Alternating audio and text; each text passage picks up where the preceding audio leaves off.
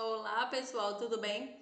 Estamos iniciando mais uma aula de história. Hoje o nosso assunto é a literatura indígena, né? Que a gente vem estudando, conhecendo um pouco sobre a cultura desse povo que foi o primeiro, foram os primeiros habitantes, né, do nosso país e que tem tanta influência na nossa cultura. E agora nós vamos trazer um pouco falando sobre a literatura, que também temos influência na literatura dos povos indígenas. A literatura indígena no Brasil está intimamente relacionada com a tradição oral, com a oralidade, com a contação de história, né? Que vem sendo passada de geração em geração através da tradição oral. Na verdade, manteve-se por ter sido contada de geração em geração. E isso até hoje vem passando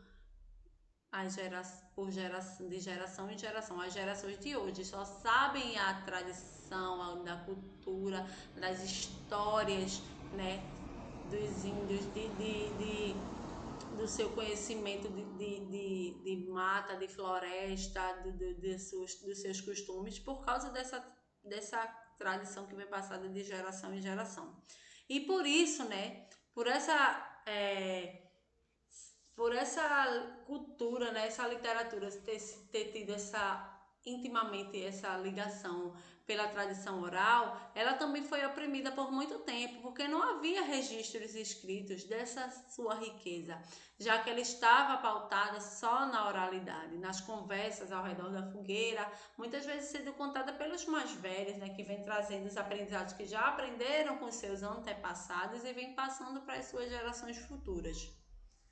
Na imagem agora a gente representa, né, um cacique, né, um sábio da igreja, vem passando o seu conhecimento oralmente nessa roda, né, eles fazem assim uma roda de contação e vem contando essa história oralmente.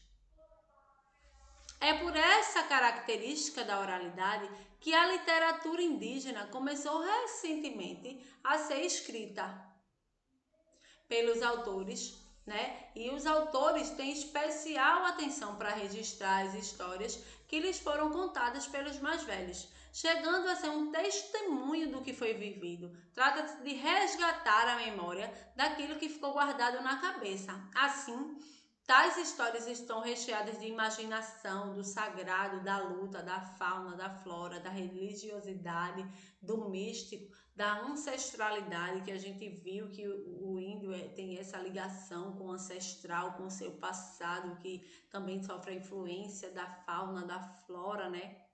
Muito grande. Na imagem agora a gente pode retratar um pouco da fauna, da flora presente na vida do índio, que é tão contada nas suas músicas, nas danças, na literatura também, nessa tradição oral, né, que vem perpassando de geração em geração, essa coisa mística da natureza. Os autores indígenas, muitas vezes, relatam sua própria história e a história do seu povo. Além desse aspecto, é possível identificarmos semelhanças com histórias de outros grupos, como os africanos, e com características da literatura estrangeira, principalmente dos países que mantêm fronteira com o Brasil, os países que são também daqui da América do Sul. Alguns temas, né, que são tratados nas histórias recorrentes e não é difícil agrupá-los em suas categorias.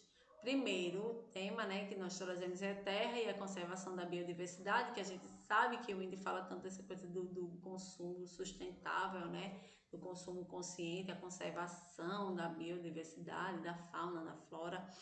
O segundo é a autossustentação, que ele produz aquilo que ele vai consumir. Também tem os direitos e lutas do movimento, que os índios vêm lutando há muito tempo por suas terras, desde a época do descobrimento do Brasil, né? A ética, a pluralidade cultural, a saúde e a educação. Esses temas são temas recorrentes da literatura indígena. Essas temáticas são elementos formadores da própria população indígena e da sua identidade. Atualmente, é muito comum existir um ranço, tipo afastamento para o avanço da aceitação da literatura indígena. E a situação dos escritores ainda é bastante desrespeitosa, ou seja, eles têm essa questão de meio um preconceito, sabe, com os escritores indígenas e a falta de respeito com essa questão deles quererem registrar agora a sua literatura. Mesmo com a lei, né, que obriga o ensino da história indígena dos africanos e afrodescendentes, né, que agora é lei em que sejam ensinadas a história e a cultura dos indígenas, africanos e afrodescendentes. Ainda temos grande parte da educação vista sob a ótica da versão que se impôs sobre a demais, que é a versão do colonizador do europeu. A gente tem essa questão na educação de estudar sobre a ótica do colonizador, dizer que o Brasil foi descoberto. O Brasil não foi descoberto, né? Que já tinha gente morando aqui. Eles encontraram a terra, né? Onde já haviam habitantes. Então, esse estudo, né? Deve ser feito também descontextualizando essa ótica do colonizador europeu, de que eles vieram para educar os índios. Não, todo povo tem a sua cultura, basta cada um se respeitar, não é isso? E nessa imagem, né, tia retrata para vocês um pouquinho dessa questão da tradição oral, né, de indígena que vem passando de geração em geração. A primeira imagem a gente traz um simples modo de tradição oral, que é a conversação entre dois índios, pode estar aí contando algum fato, alguma história que aconteceu para o outro e um está prestando atenção. Na segunda imagem, né, trazemos para vocês uma roda, né, assim como os índios têm costume de ficar em volta da fogueira, contando suas histórias. E na terceira imagem a gente traz uma pessoa mais velha, né, passando também esses ensinamentos, contando essa história, né, isso que vem perpassando de geração em geração. Enfim, pessoal, espero que vocês tenham compreendido a tradição oral, né, da literatura indígena, que é tão importante, que é importante agora que esses registros sejam feitos, que a gente respeite e que a gente tente um pouco mais aprender sobre a cultura, a literatura desse povo que formou a nossa população, né? Um beijo e até a próxima aula de história.